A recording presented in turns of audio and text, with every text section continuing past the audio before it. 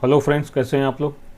आज हम लोग डिस्कस करेंगे स्वतंत्रता का अधिकार, राइट टू फ्रीडम, जो संविधान के भाग 3 जिसमें मौलिक अधिकार का वर्णन किया गया है, उसमें अनुच्छेद 19 से 22 के मध्य में स्वतंत्रता का अधिकार प्रदान किया गया है। इसके पहले हम लोगों ने समानता के अधिकार के बारे में डिस्कशन किया हुआ है, जिसका वर्णन अनुच्छेद 14 से लेकर अनुच्छेद 18 के मध्य किया गया है। ठीक है, तो उसी क्लास को हम लोग आगे बढ़ाते हैं, स्वतंत्रता का अधिकार। ठीक है, चलिए तो आज का देखते हैं इस लेक्चर की हाइलाइट्स क्या क्या हैं। तो सबसे पहले हम देखेंगे कि स्वतंत्रता का अधिकार जो अनुच्छेद 19 में दिया गया है कि इसमें कौन कौन सी स्वतंत्रताएं दी गई हैं। फिर दूसरा हाइलाइट्स का पॉइंट है अपराध के लिए दोष सिद्धि के संबंध में संरक्षण, जिसका वर्णन अनुच्छेद 20 में किया गया है। फिर है प्राण एवं दैहिक स्वतंत्रता का जो प्रावधान किया गया है अनुच्छेद 21 में।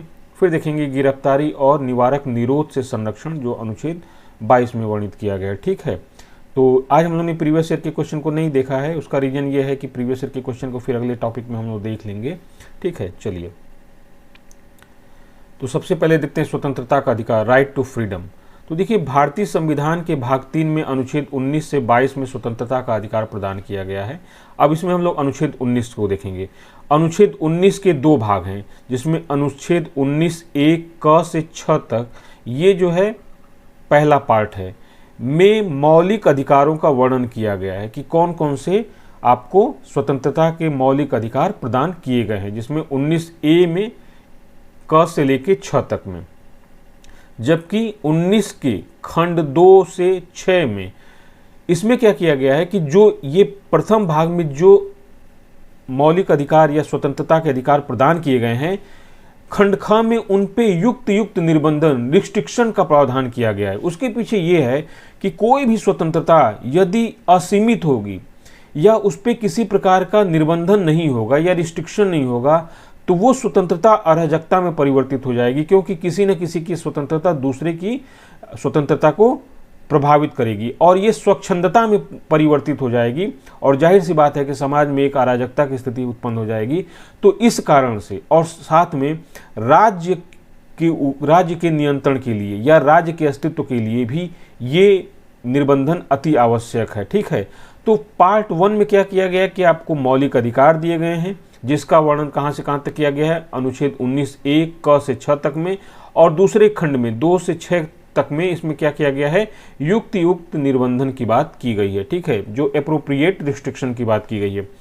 अब हम लोग आते हैं पहले खंड वाले पे। अनुच्छेद 19A में सभी नागरिकों को 6 प्रकार की मूलभूत स्वतंत्रता प्रदान की गई है।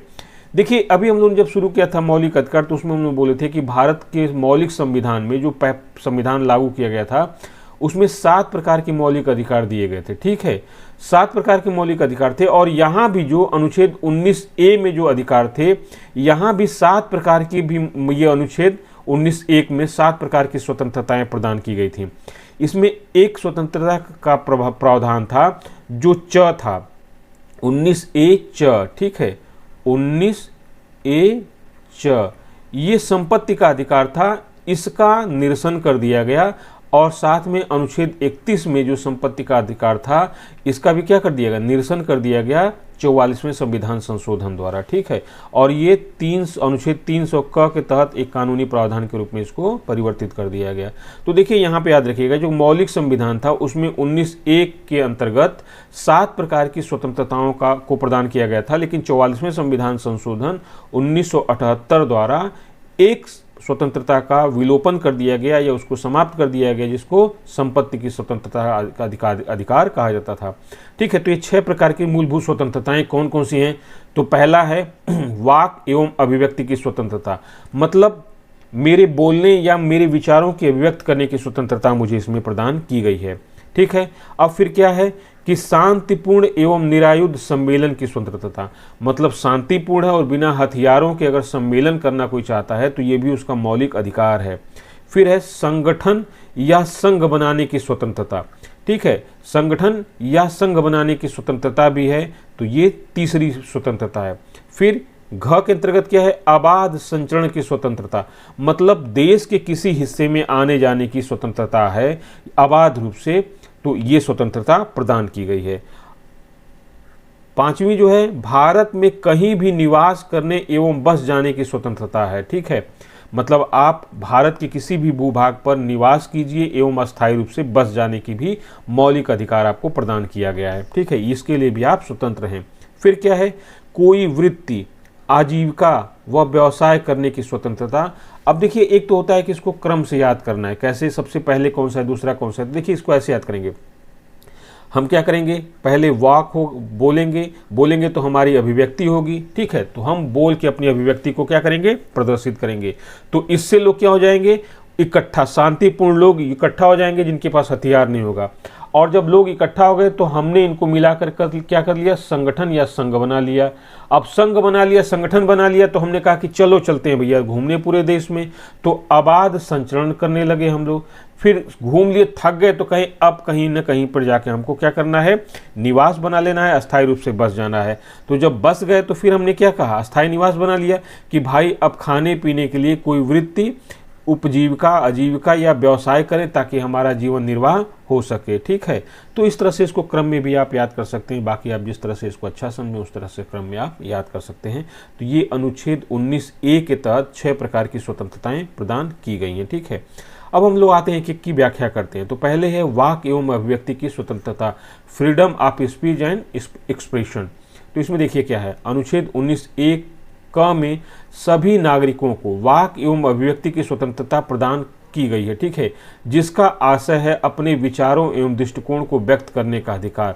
मतलब मेरा जो विचार है या मेरा जो दृष्टिकोण है, मैं आबाद रूप से उसको व्यक्त कर सकूं। यहाँ अभिव्यक्ति शब्द का आशय है कि विचारों को व्यक्त करने के सभी साधन।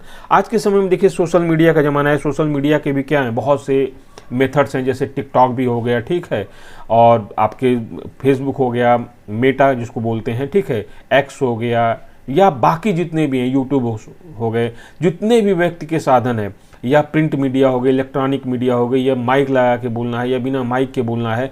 तो अभिव्यक्ति का मतलब है कि विचार व्यक्त करने के सभी साधन हैं, उन सब का उपयोग करते हुए मैं अपने विचार को व्यक्त कर सकता हूँ। एक आपने सुना होगा, देखा होगा, फिल्मों का बहुत ज़्यादा विरोध हो जाता है। कभी कभी किसी न किसी फिल्म के बताया जाता है कि ये नहीं हमारी संस्कृति के अगेंस्ट है या इसके है। तो फिल्मों को भी अभिव्यक्ति का माध्यम माना गया है। ठीक है, तो ये होता है। अब विभिन्न न्यायिक निर्णयों में कौन कौन सी स्वतंत्रता कही गई है। मूल संविधान में तो जितने हम लोग 6 पढ़े कि 6 प्रकार की ये या जो 7 प्रकार की स्वतंत्रता थी, लेकिन 44वें संविधान संशोधन द्वारा च को हटा दिया गया, 19(1) च को हटा दिया गया। तो अब 6 मूलभूत स्वतंत्रताएं हैं अनुच्छेद 19 के तहत। लेकिन न्यायिक निर्णयों में सुप्रीम कोर्ट ने समय समय पर जो निर्णय दिया है उसमें कई प्रकार की इसकी व्याख्या हुई। तो कौन कौन से है, तो देखिए पहले क्या है, विचारों को प्रसारित करने का अधिकार। विचारों को प्रसारित कैसे करेंगे, जैसे मैं बोल रहा हूँ या वर्बली या नॉन वर्बली भी हो सकता है। तो मैं बोल रहा हूँ तो उससे विचार अभिव्यक्त हो रहे हैं, मैं लिख के कर रहा हूँ या अभिनय के माध्यम से कर रहा हूँ, तो इससे क्या हो रहा है, मेरे विचार अभिव्यक्त हो रहे हैं। तो विचारों को प्रसारित करने का अधिकार। ठीक है, इसी में है प्रेस की स्वतंत्रता, यानी कि प्रेस की जो स्वतंत्रता है ये अनुच्छेद 19(1) क में ही निहित है, प्रेस की स्वतंत्रता। फिर है व्यावसायिक विज्ञापन की स्वतंत्रता। ठीक है, जैसे कोई भी विज्ञापन करता है उसकी स्वतंत्रता। लेकिन ये विज्ञापन जो होते हैं ना, ये किसी न किसी रूप में ये होता है कि देखिए भाई, एक तरह से लोगों को बेवकूफ़ ना बना रहा हो या लोगों को दिग्भ्रमित न कर रहा हो। तो जो कंज्यूमर फोरम है ना, वो भी इस पर रिस्ट्रिक्शन लगा सकता है कि आप झूठ नहीं बोल रहे हैं या लोगों को दिग्भ्रमित नहीं कर रहे हैं, उसको भी ध्यान रखा जाना चाहिए। फिर है जानने का अधिकार, राइट टू नो। इसी के अंतर्गत है जानने का अधिकार, मुझे जानने का भी अधिकार है। जैसे RTI है ना, राइट टू इन्फॉर्मेशन, तो वो जान लीजिए कि एक तरह से वो तो मान लीजिए कि कानूनी अधिकार है, मौलिक अधिकार नहीं है राइट टू इन्फॉर्मेशन। लेकिन कहीं ना कहीं ये भी है यहाँ पे कि जानने का भी अधिकार है, इसमें विचार अभिव्यक्ति में जानने का भी अधिकार है। फिर है मतदाता को सूचना का अधिकार। जैसे आप देखते होंगे कि किसी भी कंस्टिट्यूएंसी में, अभी लोकसभा का चुनाव चल रहा है, तो आप देखते होंगे कि जो भी उम्मीदवार हैं उनको शपथ पत्र दाखिल करना पड़ता है और बताना पड़ता है, उनको अपनी संपत्ति का ब्यौरा देना पड़ता है, अपनी शैक्षणिक योग्यता का ब्यौरा देना पड़ता है, अपने ऊपर चल रहे क्रिमिनल केसेस का या जो भी है उनका ब्यौरा देना पड़ता है। क्यों देना पड़ता है? सुप्रीम कोर्ट ने एक आदेश में कहा था कि व्यक्ति को जानने का अधिकार है, यानी कि जो मतदाता है वो अपने उम्मीदवार के बारे में हर सूचना जानने का अधिकारी है। उसको ये पता होना चाहिए कि मैं जिसे चुनने जा रहा हूँ उसका क्या है, इतिहास भूगोल क्या है, मतलब मतलब उसकी शैक्षणिक योग्यताएं क्या हैं, उसके पास कितनी संपत्ति है, उसके पास किस प्रकार के केसेस हैं और क्या उसकी हिस्ट्री है, सब कुछ जानने का अधिकार है मतदाता को। ठीक है, तो ये भी उसके अंतर्गत है। फिर क्या है, चुप रहने का अधिकार, मतलब राष्ट्रगान के समय अगर कोई व्यक्ति चुप रहना चाहता है तो उसको उसका भी अधिकार है। ठीक है, तो चुप रहने का अधिकार। ठीक है, फिर है फोन टैपिंग के विरुद्ध अधिकार। ठीक है, जैसे किसी की बिना अनुमति के आप फ़ोन टैपिंग नहीं कर सकते हैं, नहीं तो उसके फंडामेंटल राइट्स का क्या होगा, वायोलेशन होगा। तो फ़ोन टैपिंग का भी मामला एक तरह से कहा जाए कि ये मौलिक अधिकार है कि आप किसी की इजाज़त के बिना उसकी फ़ोन टैपिंग नहीं कर सकते हैं। ठीक है, फिर क्या है, किसी राजनीतिक दल या संगठन द्वारा आयोजित बंद के विरुद्ध अधिकार। जैसे मान लीजिए किसी क्षेत्र में लोग हैं और वहाँ पे कोई राजनीतिक दल या संगठन बंद का आयोजन करता है, तो इसका मतलब है कि वो अपने हितों के लिए बाकी वहाँ के रेजिडेंस के लोगों का या जो भी वहाँ के निवासी हैं, स्थानीय निवासी, उनके हितों को क्या कर रहा है, दुष्प्रभावित कर रहा है। तो आप यह दावा कर सकते हैं कि इनके बंद द्वारा हमारा क्या हुआ है, मौलिक अधिकार का हनन हुआ है। हालांकि ये बहुत विवादित मुद्दा हो जाता है कि भाई मेरा अधिकार है बंद, लेकिन उन्होंने इसी संविधान में क्या कहा गया है कि धरना प्रदर्शन करने का भी अधिकार है। ठीक है, मौलिक अधिकार मान लीजिए उसको। फिर क्या है, सरकारी गतिविधियों की जानकारी का अधिकार। ठीक है, यानी कि कोई व्यक्ति सरकारी गतिविधियों को जानने का पूर्णतः हकदार है, तो ये भी उसका मौलिक अधिकार है। फिर है इंटरनेट का अधिकार। एक देखते होंगे आपकी इंटरनेट का अधिकार है, मौलिक अधिकार है। फिर देखते होंगे कि बहुत सारी जगह क्या किया जाता है कि हिंसा की बहाना लेकर, या होता भी है कभी कभी, क्या किया जाता है किसी क्षेत्र में जो आसान क्षेत्र है वहाँ पे इंटरनेट बंद कर दिया जाता है। इसका सबसे ज़्यादा दंश झेला है वो जम्मू कश्मीर ने भी झेला है। जब जम्मू कश्मीर का अनुच्छेद 370 हटाया गया तो उस समय बहुत मतलब कई 1.5 साल तक 2 साल तक वहाँ पे इंटरनेट 4G बंद था। ठीक है, तो एक तरह से ये भी होता है कि भाई कहीं ना कहीं एक, और भारत में सबसे ज़्यादा जो इंटरनेट बंद करने की, या जो कहा जाता है कि सेलुलर ऑपरेटरों को बंद करने का या जो भी होता निर्देश सबसे ज़्यादा भारत में दिया गया है। इसीलिए तो हम प्रेस फ्रीडम इंडेक्स में सबसे निचले पायदानों में खिसकते जा रहे हैं। उसका रीज़न यही है कि ये जो एक्सप्रेशन के मीडियम्स हैं, ठीक है, या जिनको कहा जाए कि अपने विचार अभिव्यक्ति के जो माध्यम हैं, इनको सबसे ज़्यादा ह्यूमिलिएट किया जा रहा है। तो वही कहीं ना कहीं फ्रीडम, जो आपका प्रेस फ्रीडम जो इंडेक्स है, उसमें हम लोग नीचे आ रहे हैं। ठीक है, फिर क्या है, प्रदर्शन एवं विरोध का अधिकार। देखिए यही हो गया ना कि यहाँ पे क्या है, किसी राजनीतिक दल या संगठन द्वारा आयोजित बंद के विरुद्ध अधिकार है। तो यहाँ पे भी है प्रदर्शन एवं विरोध का अधिकार, किंतु हड़ताल का अधिकार नहीं है। हड़ताल को गैर संवैधानिक घोषित किया गया है कोर्ट द्वारा। ठीक है, तो प्रदर्शन एवं विरोध का अधिकार है, लेकिन आप कहीं भी प्रदर्शन नहीं कर सकते हैं। प्रदर्शन एवं विरोध का जो अधिकार है उसके लिए आप जाके पहले आज्ञा लीजिए या एप्लीकेशन दीजिए, अनुमति लीजिए, फिर एप्रोप्रिएट जगह पे आपको अलाउ किया जाएगा कि भाई यहाँ पे जाके आप प्रदर्शन या विरोध कर सकते हैं, तो वहाँ पे जाके कीजिए। आप ऐसा नहीं कि चलती हुई सड़क को जाम कर दें या कुछ कर दें, इस तरह का इसमें नहीं अधिकार दिया गया है। ठीक है, फिर प्राथमिक विद्यालय के स्तर पर शिक्षा का माध्यम चुनने का अधिकार। ठीक है, कि जो क्लास 1 से लेकर क्लास 5 तक मुझे किस माध्यम में शिक्षा है, इसका भी अधिकार मुझे है। ठीक है, कि मैं किस माध्यम में शिक्षा चुनूंगा, मातृभाषा में मतलब शिक्षा चाहता हूँ, या इंग्लिश मीडियम में चाहता हूँ, या हिंदी माध्यम में चाहता हूँ, या किसी अन्य क्षेत्रीय भाषा में चाहता हूँ। ठीक है, इसका भी अधिकार है। फिर क्या है, देखिए यहीं पे मैं बात कर रहा था, फिल्म निर्माताओं का अपनी फिल्मों को प्रदर्शित करने का अधिकार। तो देखिए एक चीज़ है ना कि एक बार यूपीएससी में पूछा था कि फिल्म निर्माताओं का एक्सप्रेशन क्या अलग होता है। देखिए एक चीज़ होता क्या है कि जो फिल्म निर्माता होता है उसका 2 उद्देश्य होता है। प्राथमिक उद्देश्य उसका होता है कि भाई लोगों का एंटरटेनमेंट करना, रिक्रिएशन, मतलब मनोरंजन प्रमुख उद्देश्य है। लेकिन साथ में कि ये भी होता है कि मैसेज देना समाज को, या बहुत ज़्यादा ऐसा नहीं करना है कि नहीं सांस्कृतिक मूल्यों से या धरोहरों से या इतिहास से छेड़छाड़ करके आप करना है। लेकिन कहीं ना कहीं फिल्म निर्माताओं का जो मुख्य उद्देश्य होता है वो मनोरंजन करना होता है और प्रॉफिट मेकिंग होता है, मतलब लाभ अर्जन करना। ठीक है, तो ये भी होता है। तो कहीं ना कहीं फिल्म का जो मीडियम एक्सप्रेशन है उसमें कहीं ना कहीं छूट है इस तरह की। ठीक भाई, फिल्म निर्माता को इतना बांध दिया जाएगा, रियलिस्टिक मिला दिया जाएगा, तो उसको आर्थिक रूप से हानि होगी। ठीक है, तो इस तरह से ये व्यवसाय ह्यूमिलिएशन में चला जाएगा या घाटे में चला जाएगा, जिससे इस व्यवसाय में लगे हुए लोग क्या होंगे, दुष्प्रभावित होंगे। तो ये भी है कि फिल्म निर्माताओं को कुछ हद तक छूट भी रहती है कि चलो भाई ठीक है, आप यूटोपिया पे आधारित चीज़ें भी, मतलब कल्पना पे आधारित चीज़ें भी दिखा सकते हो। ठीक है, तो कहीं ना कहीं भारत में इस समय बहुत ज़्यादा फिल्मों को लेकर विवादित फिल्में हैं उनको लेकर या तो बाइकाट चला था। देखिए बाइकाट चला था कई फिल्मों का, कि बाइकाट चला था कि इसका देखना ही नहीं है। कई फिल्मों को तो सरकार प्रमोट भी करती है, जो सरकार की प्रोपेगेंडा या कहा जाए सरकार की नीतियों का फेवर करने वाले होते हैं उनको प्रमोट करती है सरकार। और जो सरकार की नीतियों के खिलाफ होती हैं या कि कोई संगठन जो होता है या कोई समाज विशेष जो होता है वो कहता है कि हमारे खिलाफ इनके जो फिल्म के दिखाए गए दृश्य हैं या जो भी है, तो प्रदर्शन का कुछ भी तरीका हो सकता है, लेकिन फिल्म निर्माताओं को अपनी फिल्मों को प्रदर्शित करने का मौलिक अधिकार है। ठीक है, फिर देखिए अगला क्या है, आलोचना का जवाब देने का अधिकार। यदि कोई आपकी आलोचना कर रहा है तो आपको जवाब देने का मौलिक अधिकार प्राप्त है। ठीक है, मतलब आलोचना का जवाब देने का भी अधिकार आपके पास है।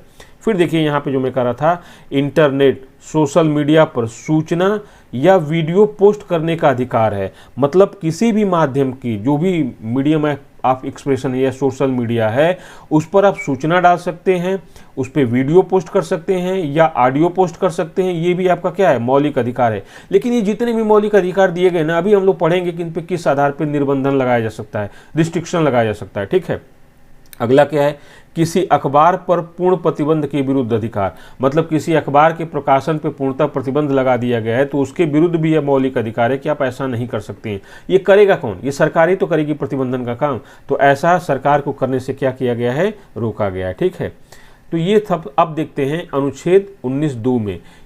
यह उन आधारों का उल्लेख करता है जिसके आधार पर राज्य वाक एवं अभिव्यक्ति की स्वतंत्रता पर युक्त निर्बंधन लगा सकता है, मतलब रिस्ट्रिक्शन लगा सकता है।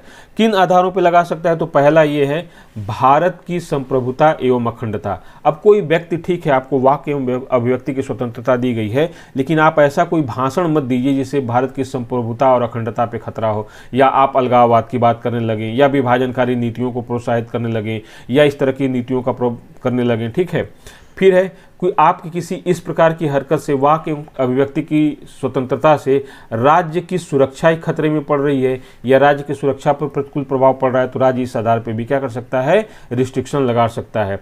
फिर क्या है, विदेशी राज्यों के साथ मैत्रीपूर्ण संबंध प्रभावित हो रहा है आपके बोलने से। हो सकता है कि आप कोई प्रभावशाली व्यक्ति हैं या कोई डिप्लोमेट हैं या कोई राजनेता हैं या कोई बड़े पद पे हैं या कुछ भी हैं, या सोशल मीडिया पे भी आप किसी देश के साथ जिसके साथ भारत का मैत्रीपूर्ण संबंध है आप उसके खिलाफ बोल रहे हैं या उसको एक तरह से गाली दे रहे हैं, तो इसके आधार पर भी राज्य कह सकता है कि आप इस तरह के वाक एवं अभिव्यक्ति की जो स्वतंत्रता है उसको प्रतिबंधित किया जाता है।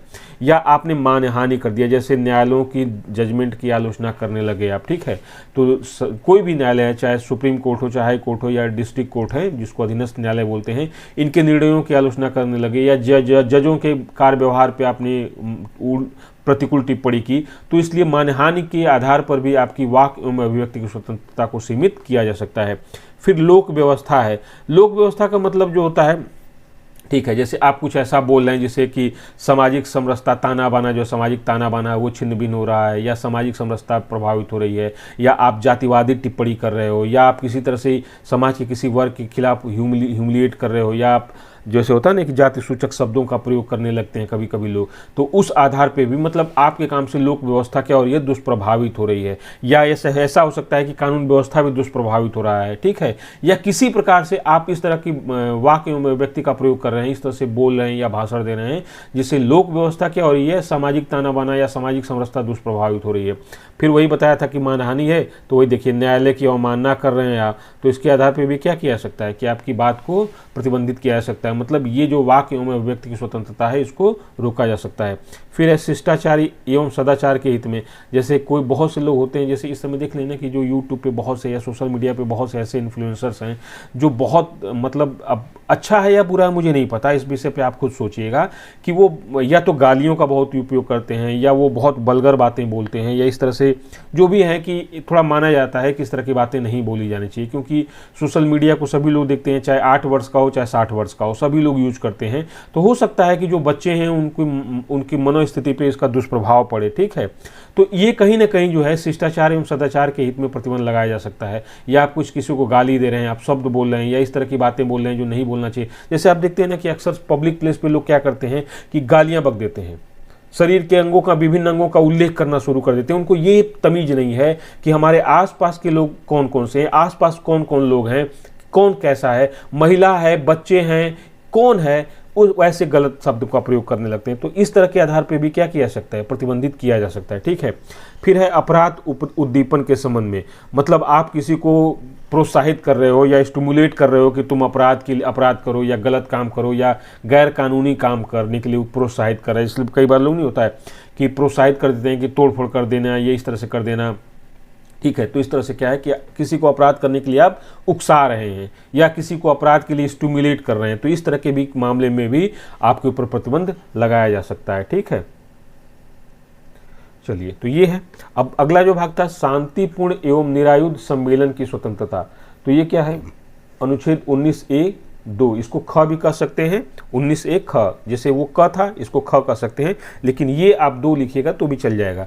भारत के सभी नागरिकों को यह अधिकार प्रदान करता है कि वे शांतिपूर्ण तथा निरायुध सम्मेलन कर सकते हैं, जिससे अपने विचारों का आदान प्रदान कर सकें। जैसे सम्मेलन होता है, कहीं शांतिपूर्ण सम्मेलन होता है तो वहाँ पे क्या होता है, डिस्कशन होता है, कोई या तो वक्ता आपको आके अपनी बातें बताता है या कोई अदर व्यक्ति जो होते हैं, क्या होते हैं, गोष्ठी होती है, संगोष्ठी होती है, तो उसमें बैठ के विचारों का आदान प्रदान करते हैं। ठीक है, तो इससे क्या होता है, इस स्वतंत्रता का उपयोग केवल सार्वजनिक भूमि पर बिना हथियार के किए जा सकता है। अब पता नहीं, ये नहीं कि तमंचा लेके आप जाके वहाँ पर तमंचा पर डिस्को कराने लगी तो दिक्कत हो जाएगी, या किसी की ज़बरदस्ती घर पे जाके या किसी की दूसरे की भूमि पे आप जाके बैठक करने लगे, ठीक है, या इस तरह से सम्मेलन कर लेंगे, तो ऐसा नहीं होना चाहिए।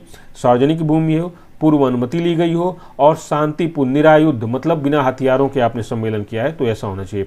परंतु इसमें हड़ताल का अधिकार व हथियारों का उपयोग जिसमें प्रदर्शन इत्यादि है, ये शामिल नहीं है। ये नहीं कि अब जाके हड़ताल करने लगे, तालाबंदी करने लगे, तो ये शामिल नहीं है। फिर देखिए अनुच्छेद 19(3), इसको भी क्या कहा जाता है, 19(3), इसके अंतर्गत अब देखिए ये जो 19(1)(2) में जो दिया गया है, ये 19(3) के तहत इस पर प्रतिबंध लगाया गया है। ठीक है, तो 2 आधारों पर इस पर प्रतिबंध लगाया जा सकता है। जैसे ये भारत की संप्रभुता एवं अखंडता, अब कोई ऐसा सम्मेलन या आप जो समागम कर रहे हैं जिसमें भारत की एकता और अखंडता प्रभावित हो रही है, या इस आधार पे भी उसको प्रतिबंधित किया जा सकता है कि लोक व्यवस्था के हित में नहीं है। जैसे कहीं पे शांति व्यवस्था बनाए रखने के लिए धारा 144 लगा दिया गया है, उसमें क्या होता है कि एक साथ 3, 4, 5 लोग इकट्ठे नहीं हो सकते हैं। ठीक है, यानी कि वहाँ गैदरिंग की इजाज़त नहीं होती है, अनुमति नहीं होती है, वहाँ पे लोग एक साथ बहुत ज़्यादा इकट्ठे नहीं हुए, क्योंकि कानून व्यवस्था का प्रश्न उठ जाता है। तो इस तरह से आप कहीं धारा 144 लगे, निषेधाज्ञा लगी हुई है और आप वहाँ पे इस तरह से सम्मेलन करना चाहते हैं, तो उस आधार पे इसको प्रतिबंधित किया जा सकता है।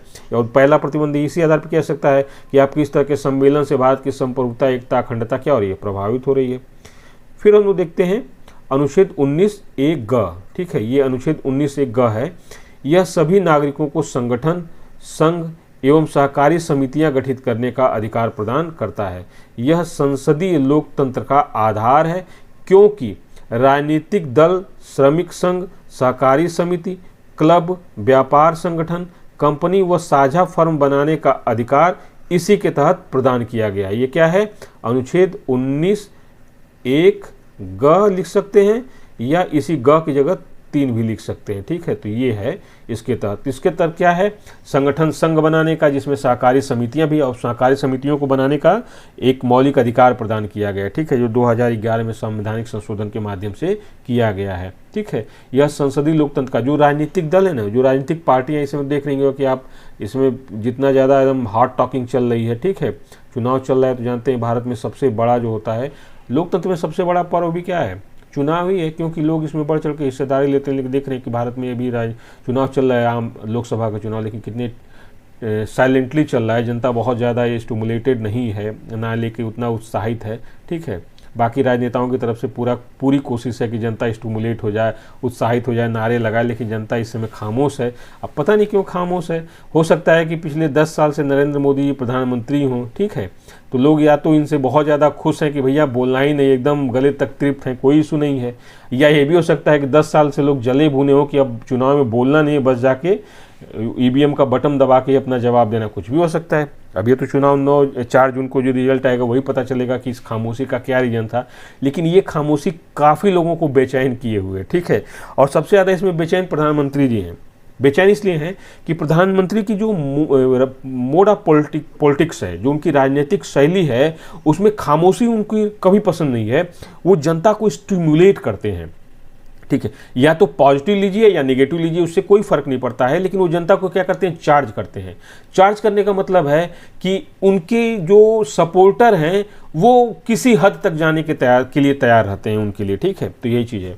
चलिए, अब संगठन बनाने के अधिकार में संस्था या संगठन बनाने या न बनाने, देखिए बनाने का भी अधिकार है और न बनाने, उसे चालू रखने या न रखने तथा उसमें शामिल होने या न होने का सभी अधिकार शामिल है। मतलब बनाऊंगा या नहीं बनाऊंगा ये मेरा अधिकार है, उसमें शामिल होऊंगा या नहीं शामिल होऊंगा, उसको चालू रखूंगा या बंद कर दूंगा, ये सारा अधिकार शामिल है। सिर्फ बनाने का अधिकार नहीं है संगठन का, ठीक है, उसमें सारे तरह के। अब वही मैं जो बता रहा था कि 97वें संविधान संशोधन अधिनियम 2011 द्वारा सहकारी समितियों के निर्माण के लिए भी क्या किया गया, मूल अधिकार प्रदान किया गया है कि व्यक्ति जो है मिलकर सहकारी समितियों का निर्माण कर सकते हैं। और ये क्या है, 97वें संविधान संशोधन अधिनियम 2011 द्वारा यह मौलिक अधिकार प्रदान किया गया है, ठीक है।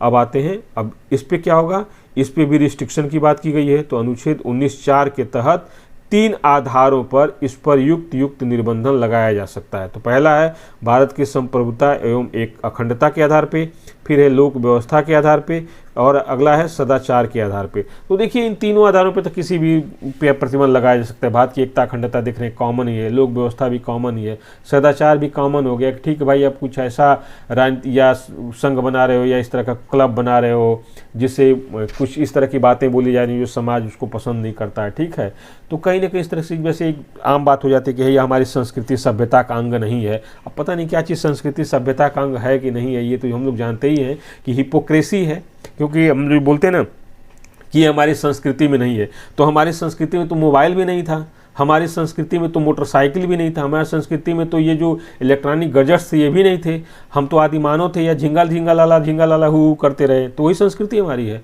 तो संस्कृति जो परिवर्तित होती है, बहुत डायनेमिक कॉन्सेप्ट है, जो कल्चर बोलते हैं ना वो बहुत डायनेमिक कॉन्सेप्ट है।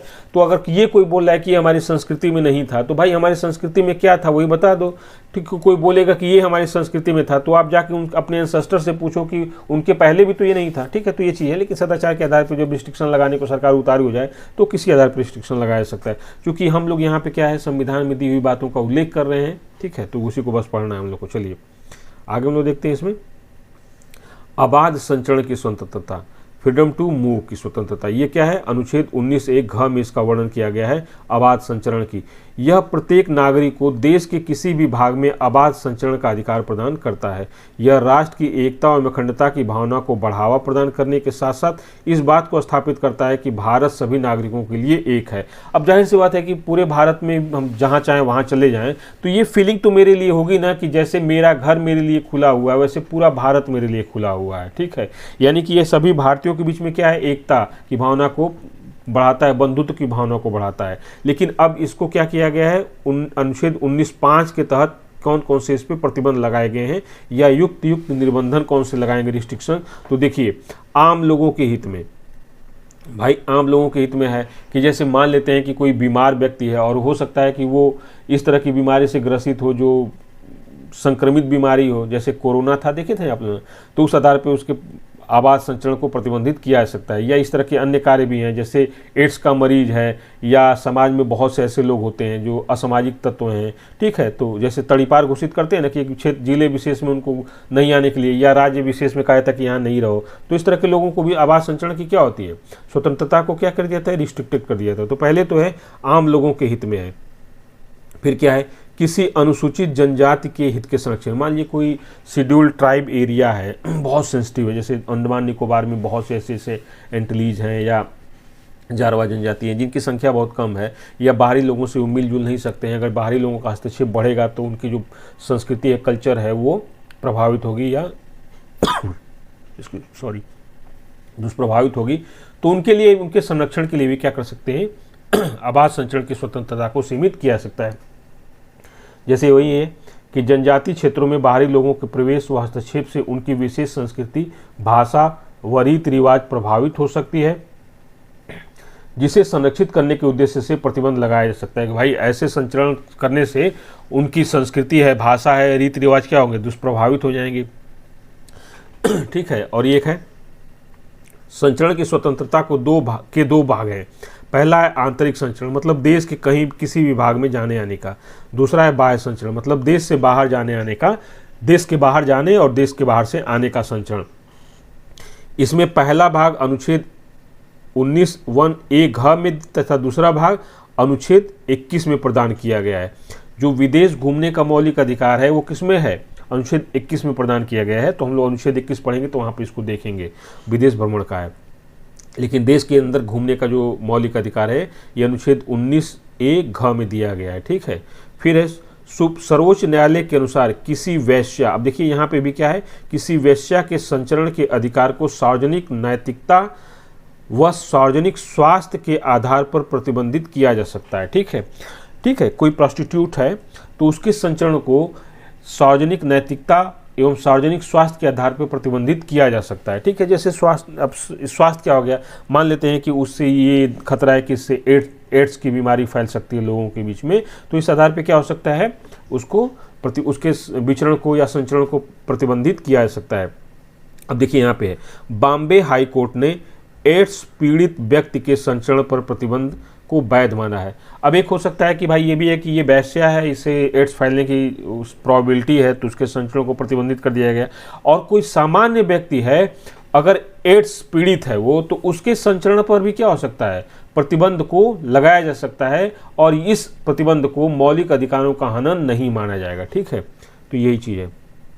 चलिए फिर देखते हैं हम लोग कि यहाँ पे है, ये हम लोग देख लिया। अब है निवास की स्वतंत्रता, फ्रीडम टू रेजाइड। ये है अनुच्छेद 19(a) अड़ंगा जिसको कहते हैं। ठीक है, अनुच्छेद 19(a), ठीक है, या इसको 5 भी बोल सकते हैं। भारतीय नागरिक को देश के किसी हिस्से में बसने का अधिकार प्रदान करता है और इसके 2 भाग हैं। कैसे हैं? जैसे ये क्या कहता है कि देश के किसी भाग में आप जाके बस सकते हैं। जैसे इसमें क्या है, देश के किसी भी हिस्से में अस्थायी रूप से रहने का अधिकार। फिर क्या है, देश के किसी भी हिस्से में अस्थायी घर बनाकर व्यवस्थित रहने का अधिकार। यह अधिकार भी राष्ट्र की एकता व अखंडता को प्रोत्साहित करते हुए पूरे भारत को एक इकाई के रूप में प्रस्तुत करता है। अब यह है कि देश के किसी भी भाग में जाके मैं बस सकता हूँ, निवास कर सकता हूँ। अब इसका क्या है, अस्थायी रूप से, मतलब टेम्परेरी जाके मैं रह सकता हूँ। और दूसरा इसका भाग है कि मैं परमानेंट सेटलमेंट जाके बना सकता हूँ और जाके परमानेंट रूप से या अस्थायी घर बनाकर रह सकता हूँ। और यह जो अधिकार है ये भी क्या है, राष्ट्र की एकता अखंडता को प्रोत्साहित करता है कि भाई भारत पूरा एक है, मैं कहीं भी जाके निवास कर सकता हूँ। लेकिन याद रखिए इस पर भी प्रतिबंध है, अभी मैं डिस्कस करता हूँ कैसे, इसको बहुत डिटेल में थोड़ी सी देखते हैं। देखिए अनुच्छेद 19(5), इसके द्वारा इस पर 2 आधारों पर युक्त है ये। ठीक है, युक्त निर्बंधन या रिस्ट्रिक्शन लगाया जा सकता है। पहला है साधारण जनता के हित में और दूसरा है किसी अनुसूचित जनजाति के हित के संरक्षण के लिए। अब देखिए अनुच्छेद 370 जब हटाया गया था तो उस समय बहुत ज़्यादा प्रोपेगेंडा चला था कि अनुच्छेद 370 को हटा लेने से हम जाके जम्मू कश्मीर में ज़मीन खरीद लेंगे, वहाँ घर बना के रह लेंगे, पहले ऐसा नहीं कर सकते हैं। और बहुत से ऐसा प्रोपेगेंडा फैलाया गया था कुछ संगठन द्वारा कि हम जम्मू कश्मीर में जाके शादी कर लेंगे तो हमारी जो है बीवी या हमारी बहू जो है जम्मू कश्मीर वाली होगी। ऐसा नहीं हो सकता है। क्यों नहीं हो सकता है कि वहाँ पे टेम्परेरी सेटलमेंट की तो इजाज़त है आपको, अस्थायी रूप से जाके तो आप वहाँ पे रहिए। ठीक है, आप जाइए रूम लीजिए रेंट पे या अपना विला लीजिए रेंट पे, आप जाके रहिए। बट अभी भी जम्मू कश्मीर में अस्थायी रूप से घर बनाकर नहीं रह सकते हैं। और इस तरह के बहुत से जनजातीय क्षेत्र हैं वहाँ पे तो आपको अस्थायी रूप से भी निवास की अनुमति नहीं है, अस्थायी रूप से भी नहीं है, अस्थायी रूप से भी नहीं है। जैसे हिमाचल प्रदेश के बहुत से क्षेत्र हैं, पर पहाड़ी क्षेत्र हैं, उत्तराखंड का क्षेत्र है, या पूर्वोत्तर भारत के बहुत से क्षेत्र हैं, पर्वतीय क्षेत्र हैं। उनकी विशेष संस्कृति, यह हो सकता है कि आपके जाने से वहाँ का इन्वायरमेंट डिस्टर्ब हो रहा हो, तो इस आधार पे भी आपको अस्थायी घर बना के निवास करने की अनुमति नहीं प्रदान की जाती है, यद्यपि आप अस्थायी रूप से रह सकते हैं। तो जो लोग ये अनुच्छेद 370 समाप्त होने के बाद से बहुत ज़्यादा ये शोर हुआ था कि अनुच्छेद 370 समाप्त हो जाएगा तो जाके रहने लगेंगे, ऐसा प्रॉबेबल नहीं था, उस समय भी नहीं था, ये पॉलिटिकल प्रोपेगेंडा था और आज भी ये व्यवहारिक रूप से नहीं है। ठीक है, तो ये याद रखिएगा।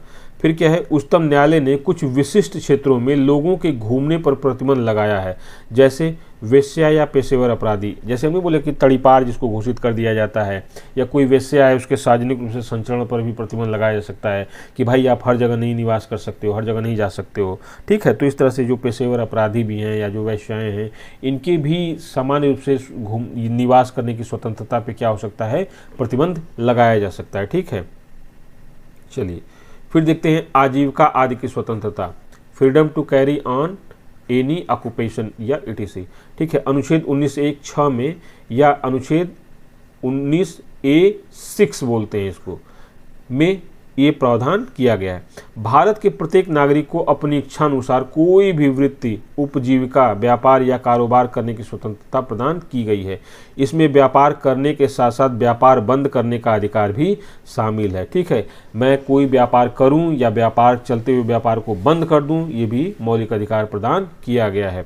अब देखिए, ये तो दिया गया है कि कोई भी आजीविका शुरू कर सकता है। जैसे भारत में क्या था, वर्ण व्यवस्था, हिंदू माइथोलॉजी में क्या है, हिंदू जो धर्म है इसमें क्या है, वर्ण व्यवस्था है। तो वर्ण व्यवस्था क्या थी कि एक कर्म के आधार पर इसका बंटवारा था कि कर्म के अनुसार व्यक्ति का वर्ण निर्धारित होगा। तो ये था कर्म था, फिर बाद में क्या हो गया, जन्म के आधार पर उसका वर्ण निर्धारित होने लगा। तो अब ये इतना ज़्यादा रिस्ट्रिक्टेड हो गया कि जो व्यक्ति जिस वर्ण में उत्पन्न हुआ है ये उसी प्रकार के पेशे को क्या करेगा, अपनाएगा। इसी को समाप्त करते हुए संविधान में जो अनुच्छेद 19 के तहत जो आजीविका की स्वतंत्रता प्रदान की गई है, इसमें कहा गया है कि व्यक्ति चाहे किसी जाति, किसी धर्म, किसी वर्ग का हो या किसी लिंग का हो, वो अपनी इच्छा अनुसार कोई भी वृत्ति, उपजीविका, व्यापार या कारोबार करने के लिए क्या है, स्वतंत्र है।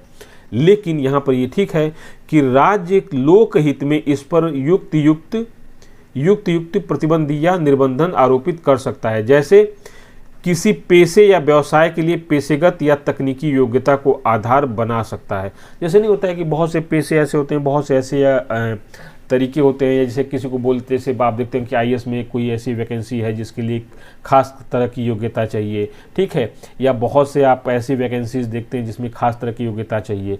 तो उस तरह से होता है कि सरकार जो है किसी पेशे या व्यवसाय के लिए कुछ विशेष तकनीकी योग्यता को क्या कर सकता है, पैरामीटर के रूप में एक्सेप्ट कर सकता है। तो इस आधार पे नहीं कर सकते कि हमको उसी में जाना है क्योंकि हमको आजीविका आदि की स्वतंत्रता मिली है, तो हम पता चले कि हमने किया हुआ है डिप्लोमा और बनना चाहें हम डॉक्टर, तो ऐसा नहीं हो सकता है, ठीक है। या हो सकता है कि कोई बीए किया हो हिंदी साहित्य से, वो कहे कि हम एमबीएस डॉक्टर बनेंगे या इंजीनियर बनेंगे, तो ऐसा नहीं है, ठीक है। तो उसमें क्या होना चाहिए कि पेशेगत जो तकनीकी योग्यता है या जो पेशा से संबंधित जो क्वालिफिकेशन है, ऑक्यूपेशन से संबंधित जो क्वालिफिकेशन है, वो आधार होना चाहिए। फिर क्या है, किसी व्यापार, ठीक है, किसी व्यापार, व्यवसाय, उद्योग या सेवा को पूर्ण या आंशिक रूप से अपने नियंत्रण में रख। अब इसको क्या है, सरकार जो है किसी व्यापार या सेवा, उद्योग या किस प्रकार की कोई भी एक्टिविटी है उसको आंशिक रूप से या पूर्ण रूप से अपने नियंत्रण में रख सकती है सरकार। तो हम ये नहीं कर सकते कि हम उसी में करेंगे। जैसे मान लेते हैं बहुत सी ऐसी चीज़ें हैं, अब तो ऐसी चीज़ें बहुत कम बची हैं जिसमें परमाणु से संबंधित चीज़ें हैं, बाकी सब चीज़ों में सरकार ने क्या कर दिया है, प्राइवेटाइजेशन कर दिया है। तो मान लीजिए कि सरकार ने कोई चीज़, जैसे परमाणु को ले लिया, परमाणु जो ईंधन है या परमाणु जो पदार्थ हैं, इनके उत्पादन और इनके जो रख रखाव है या इनका जो खनन है ये सरकार ही करेगी। अगर कोई व्यक्ति जाके कहे कि नहीं मैं यही आजीविका के रूप में इसको अपनाना चाहता हूँ, मुझे यही व्यवसाय करना है, तो सरकार इसको प्रतिबंधित कर सकती है, क्योंकि सरकार की इस पर क्या है, कंप्लीटली मोनोपोली है, कोई दूसरे व्यक्ति को इसमें नहीं दिया जा सकता है, ठीक है। तो ये चीज़ जान लीजिए। अब देखिए इसमें क्या क्या सुप्रीम कोर्ट ने ये आजीविका का जो स्वतंत्रता है, इसमें सुप्रीम कोर्ट ने क्या कहा है, तो देखिए सोदन सिंह बनाम नई दिल्ली नगर पालिका कमेटी 1989 वाद में सुप्रीम कोर्ट ने सड़क किनारे फुटपाथ पर व्यापार करने को अनुच्छेद 19(1)(6) के तहत मूल अधिकार माना। जो ये होते हैं ना रेहड़ी वाले, फुटपाथ पे जो व्यापार करते हैं, इनको भी क्या है, मौलिक अधिकार है भाई, व्यापार करने कहाँ जाएंगे।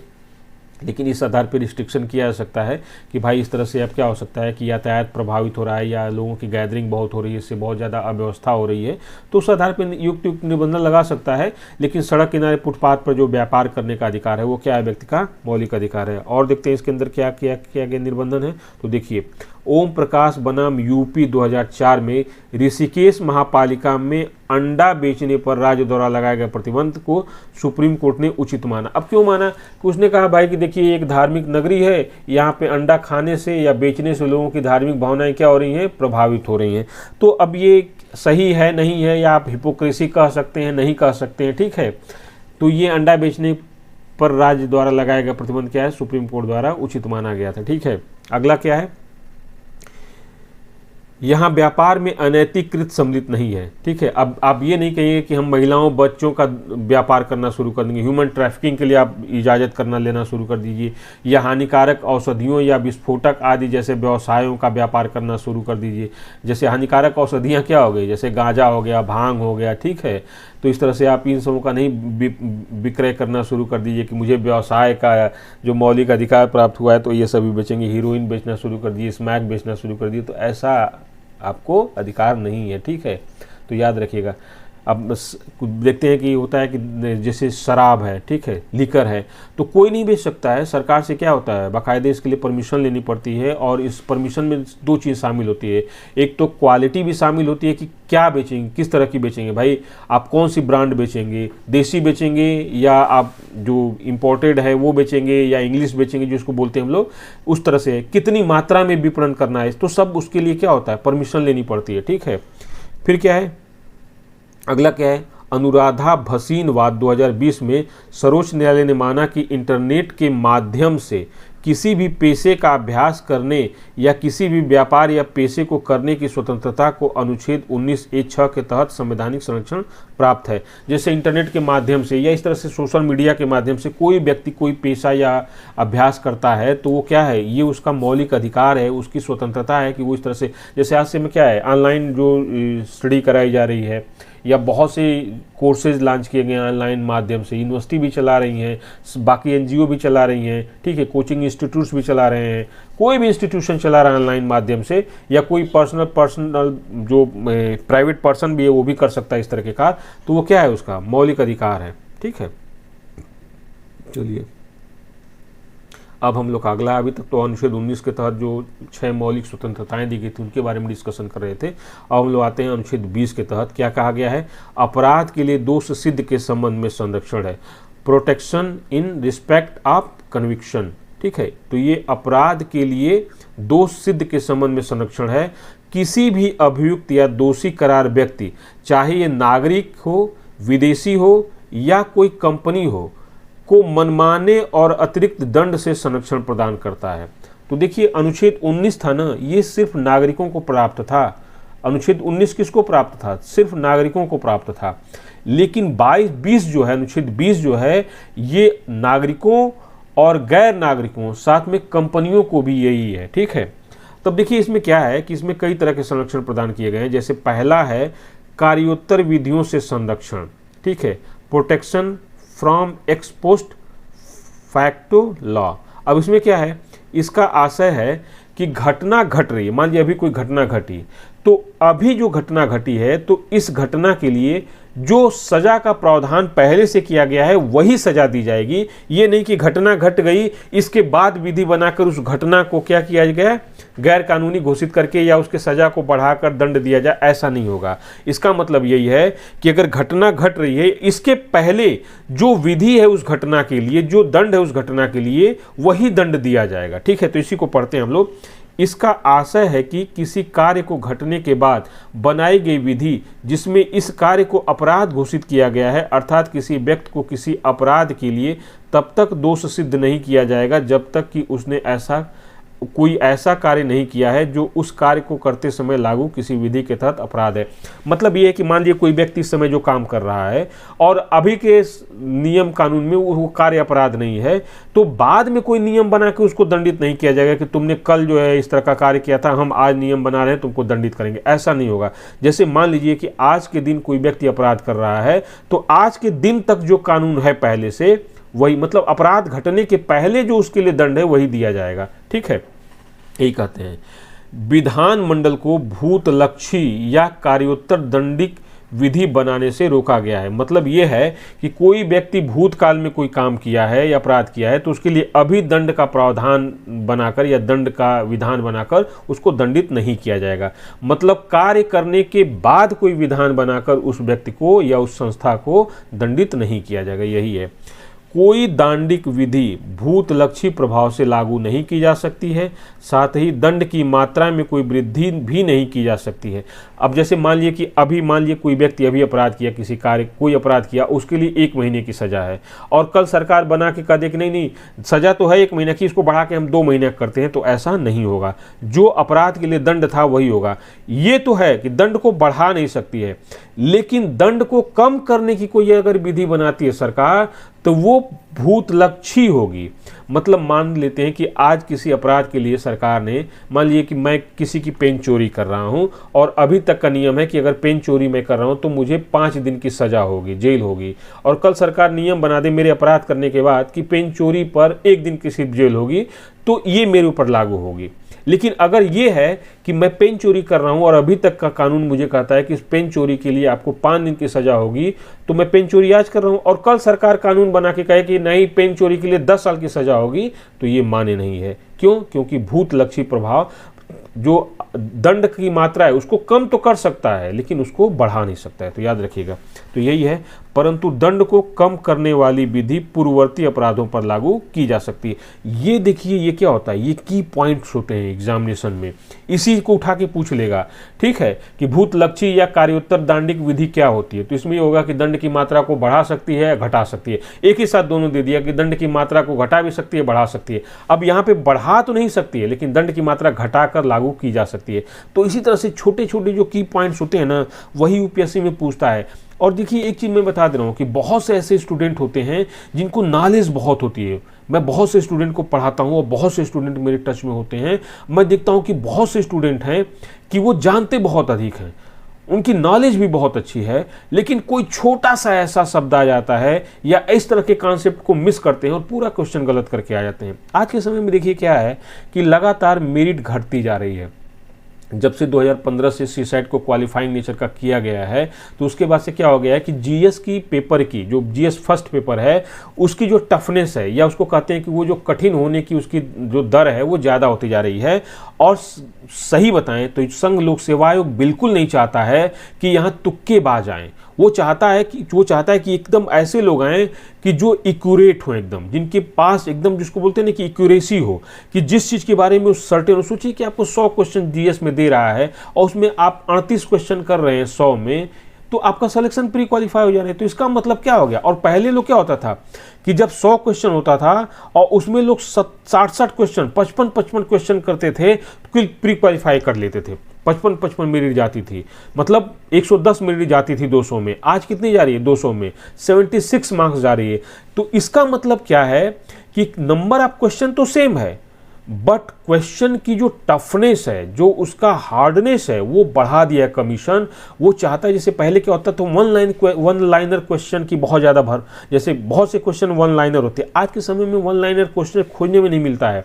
और पहले दूसरा कमीशन क्या करता है कि जो क्वेश्चन बनाने में जो ऑप्शन है, विकल्प है, उसके साथ लगातार प्रयोग कर रहा है कि आप एक ट्रेंड ना पकड़े। जैसे मैं जब एग्जाम दे रहे थे हम लोग, तो उस समय एक था कि अगर किसी क्वेश्चन का आंसर नहीं है, 4 ऑप्शन दिया है तो उसमें नहीं आ रहा है, तो उसमें हम लोग ऑप्शन के हिसाब से निकाल लेते थे कि भाई कोई ऑप्शन 3 ऑप्शन एक ही टाइप का लग रहा है, एक चौथा बहुत अलग टाइप का लग रहा है, उसमें जो शब्द हैं वो बहुत अलग टाइप के लग रहे हैं। 3 ऑप्शन में शब्द बहुत छोटे छोटे हैं, चौथा बहुत लंबा लिखा हुआ है, पूरी 2 लाइन में लिखा हुआ ऑप्शन, या 3 ऑप्शन जो बड़े बड़े लिखे हैं, चौथा ऑप्शन या एक ऑप्शन जो बहुत छोटा लिखा हुआ है। तो इस तरह से हम लोग एलिमिनेट कर लेते थे कि ये क्यों अलग लिखा हुआ, हो सकता है यही हो, तो रिस्क लेते थे। आज के समय में इस तरह के क्वेश्चनों की संख्या बहुत कम है, तो आप रिस्क लेते हैं अनजाने तरीके से, या कहा जाता है कि प्योर तुक्केबाजी करते हैं, तो हो सकता है कि आपको ज़्यादा बेनिफिट ना हो। और कमीशन चाहता है कि इस तरह से प्योर तुक्केबाज लोग ना आए, ठीक है। तो आप जान लीजिए कि जो भी पढ़िए आप, वो बहुत एकदम फोकस्ड होना चाहिए, बहुत एकदम आपका अच्छे तरीके से आना चाहिए, ठीक है। आप प्योर तुक्केबाजी पे प्री नहीं निकाल सकते। चलिए, तो हम टॉपिक को डिस्कस करते हैं। तो ये था। अब ये क्या है, दूसरा क्या है, दोहरे दंड से संरक्षण। अब ये क्या है, दोहरे दंड से संरक्षण मतलब एक व्यक्ति को एक अपराध के लिए एक से अधिक बार दंड नहीं दिया जाएगा। तो आप फिल्मों में नहीं देखे हैं, बहुत बार फिल्मों में देखे हैं कि जो हीरो को फंसा दिया जाता है किसी की हत्या के इल्ज़ाम में और उसको उम्र कैद की सज़ा सुन के आता है, मतलब भुगत के आता है, और आता है तो जज साहब के सामने ही जाके उस अपराधी को मारता है, और जज से कहता है कि आप मुझे इसकी सज़ा दोबारा नहीं दे सकते क्योंकि इसी की हत्या में मैं सज़ा भुगत के आ रहा हूँ। इस तरह से देखेंगे तो वही कहानी है कि अगर व्यक्ति कोई अपराध किया है और एक बार दंड दे दिया गया है तो फिर उसी अपराध के लिए दोबारा उसको दंड नहीं दिया जाएगा। ठीक है, तो यही है। इसके अंतर्गत दोहरे दंड से संरक्षण प्रदान किया गया है, अर्थात किसी व्यक्ति को एक ही अपराध के लिए एक से अधिक बार अभियोजित और दंडित नहीं किया जाएगा। ठीक है, और अगला क्या है, आत्म अभिशंसन से संरक्षण, मतलब अपने खिलाफ ही सबूत देने से व्यक्ति को क्या किया गया है, संरक्षित किया गया है, या उसको अधिकार दिया गया है कि व्यक्ति को अपने ही खिलाफ सबूत नहीं देने के लिए बाध्य किया सकता है। ठीक है, तो यही है ये। इसके अनुसार किसी अपराध के अभियुक्त जो एक्यूज्ड है व्यक्ति को स्वयं के विरुद्ध साक्ष्य मतलब एविडेंस देने के लिए बाध्य नहीं किया जा सकता है। यदि अभियुक्त स्वेच्छा से साक्ष्य देता है तो माना जा सकता है। जैसे देखते हैं ना कि पुलिस कस्टडी में ले आके नहीं होता है कि जैसे कोई व्यक्ति गिरफ्तार करती है तो दो तरह की कस्टडी होती है, एक होती है पुलिस हिरासत में और एक होता है न्यायिक हिरासत में। जुडिशियल कस्टडी होती है और एक पुलिस कस्टडी होती है।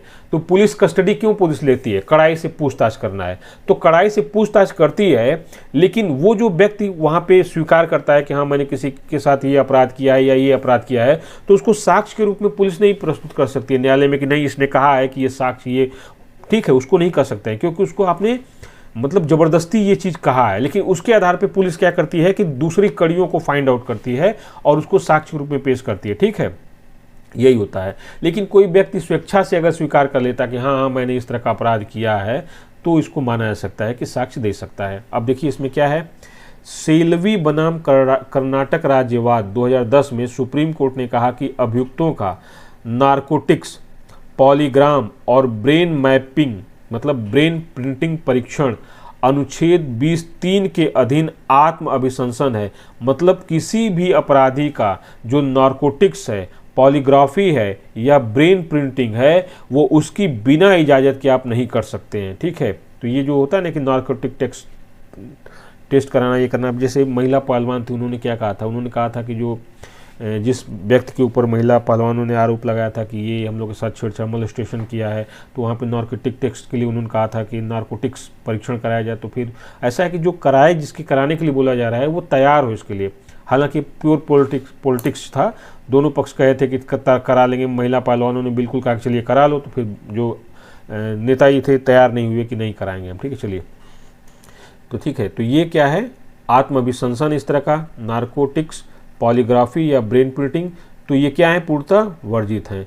परंतु मिस्टर एक्स बनाम मिसेज जेड वाद 2002 में डीएनए टेस्ट कराने को अनुच्छेद 20(3) का उल्लंघन नहीं माना गया। मतलब डीएनए टेस्ट कराया जा सकता है। ठीक है, और अभी जानते हैं कि एक भोजपुरी फिल्म इंडस्ट्री के अभिनेता हैं जो चुनाव भी लड़ रहे हैं, इनको एक महिला और एक बच्ची ने आरोप लगाया था कि डीएनए टेस्ट कराइए, मैं इनकी पुत्री हूँ। हालांकि बम्बई हाई कोर्ट ने उसको अस्वीकार कर दिया। तो इस तरह से डीएनए टेस्ट करा के जांच किया जा सकता है, ये आत्म अभिशंसन का उदाहरण नहीं माना जाएगा। ठीक है, तो ये था। फिर आगे हम लोग देखते हैं कि अनुच्छेद 21 है, प्राण एवं दैहिक स्वतंत्रता।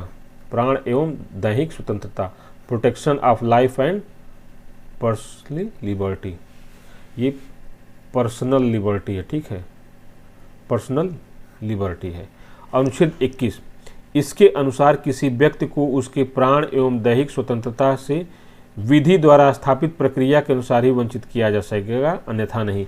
मतलब इसके अंतर्गत यह है कि किसी व्यक्ति के प्राण लेने या उसको दंड देने के लिए विधि द्वारा स्थापित प्रक्रिया के अनुसार ही कार्य किया जाएगा, अदरवाइज नहीं किया जाएगा, मनमाने तरीके से नहीं किया जाएगा। यह सभी मौलिक अधिकारों में सर्वश्रेष्ठ है। यह अधिकार नागरिक व गैर नागरिक दोनों को प्रदान किया गया है या दोनों को प्राप्त है।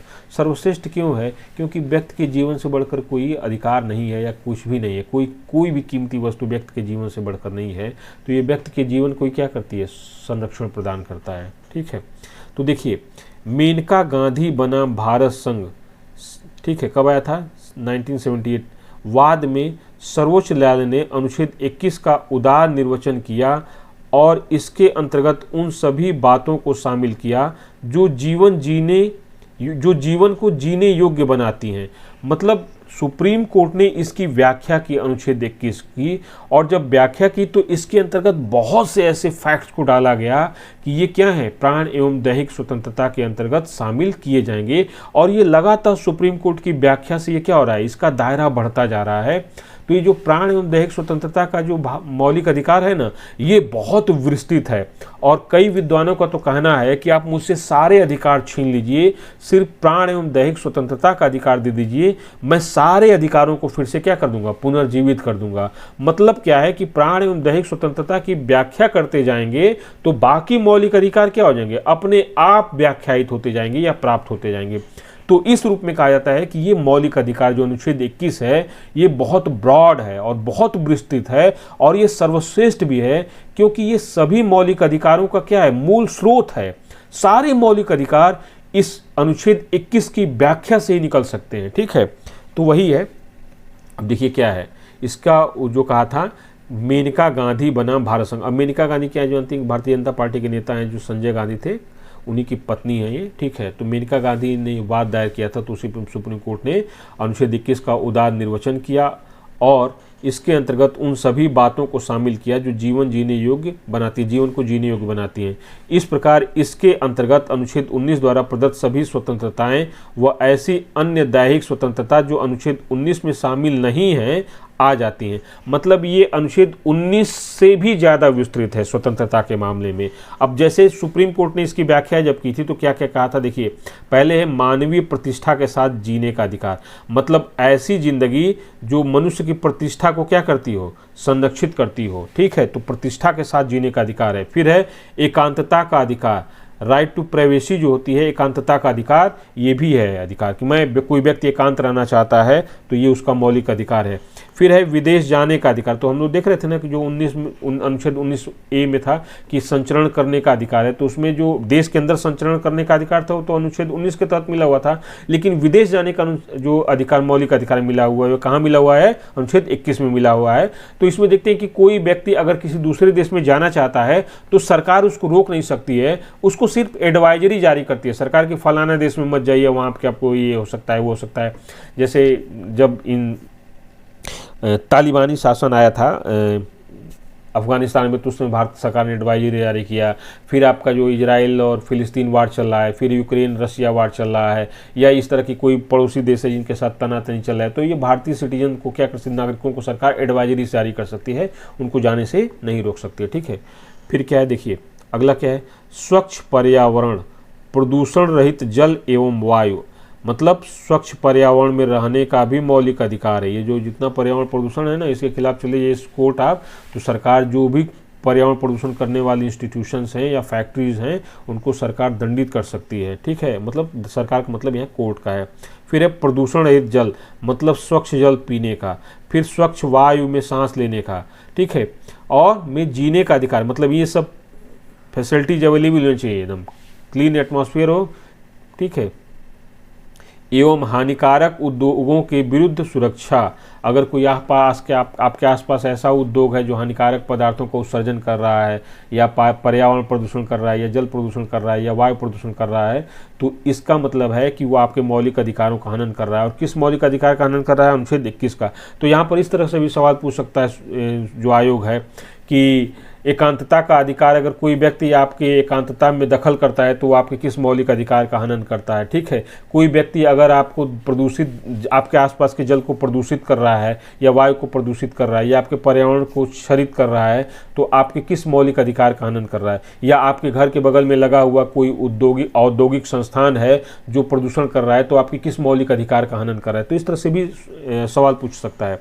फिर जीवन रक्षा का अधिकार है। ठीक है, मतलब अपनी जीवन की रक्षा के लिए भी आपको अधिकार मिला हुआ है। ठीक है, तो ये भी याद रखना है।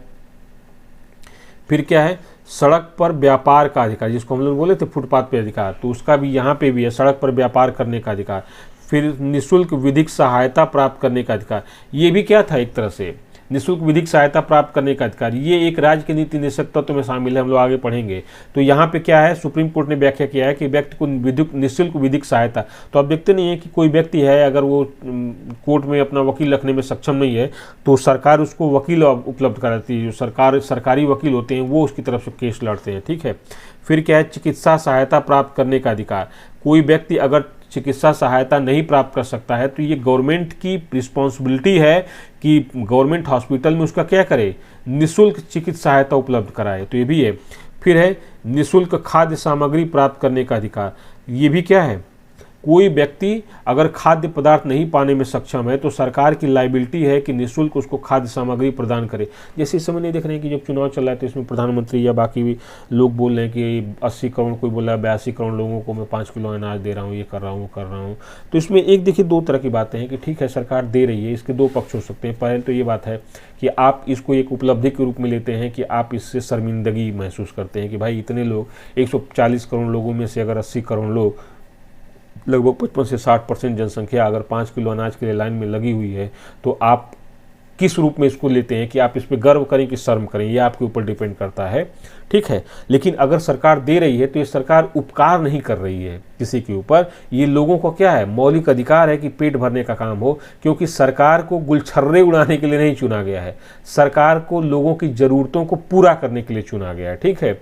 और कोई व्यक्ति खाने में सक्षम नहीं है तो ये सरकार की जिम्मेदारी है कि सरकार उसको क्या करे, उपलब्ध कराए इस तरह की सुविधाएं।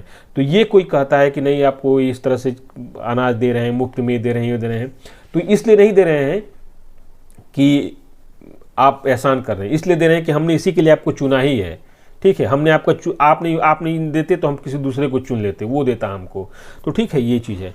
अब देखिए अगला क्या है, अकेले कारावास में बंद होने के विरुद्ध अधिकार, मतलब किसी को बहुत अकेले या देखते नहीं कि एकदम सेल में अलग बंद कर दिया जाता है तो उसके विरुद्ध भी उसको अधिकार है कि भाई बिल्कुल एकांतवास में मुझे बंद किया गया है, ना यहाँ व्यक्ति है, ना चिड़िया है, कुछ भी नहीं है, मैं अकेले कैसे, तो इसके खिलाफ भी आप जा सकते हैं कोर्ट में, ठीक है।